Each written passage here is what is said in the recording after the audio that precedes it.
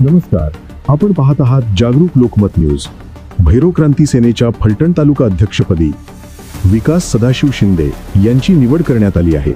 ही निवड भैरव क्रांती सेनेचे संस्थापक अध्यक्ष श्री विजय जाधव तसेच पदाधिकारी यांच्या सर्वानुमते करण्यात आली। नमस्कार, मी विजय जाधव, अध्यक्ष भैरव क्रांती सेना महाराष्ट्र प्रदेश।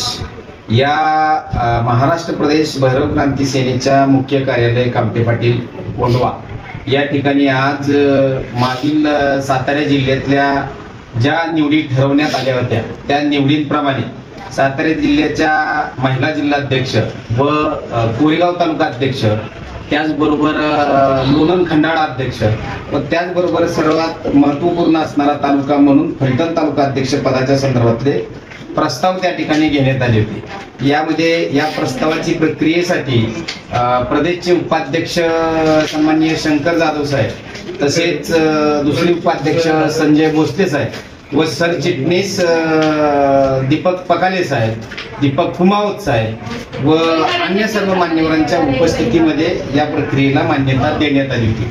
त्या अनुषंगाने आज त्यांना बाकी कायदेशीर प्रक्रिया पूर्ण करण्यात यावी पुणे येथील कार्यालयामध्ये बोलवण्यात आलं होतं। आज त्यांची कायदेशीर प्रक्रिया ही सगळी पूर्ण झालेली आहे।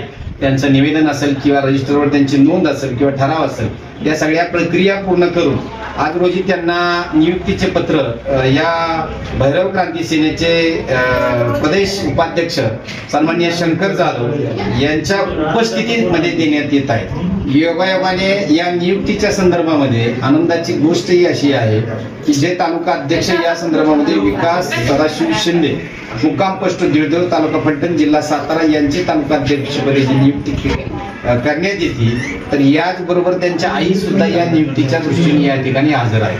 तर मी अजूनही आनंदाची यामध्ये सगळी गोष्ट आहे। मी आदरणीय जाधव साहेब यांना विनंती करतो की आपण त्यांच्या नियुक्तीच्या संदर्भातला त्यांना या ठिकाणी नियुक्तीपत्र देण्यात यावं। पुढे विकासराव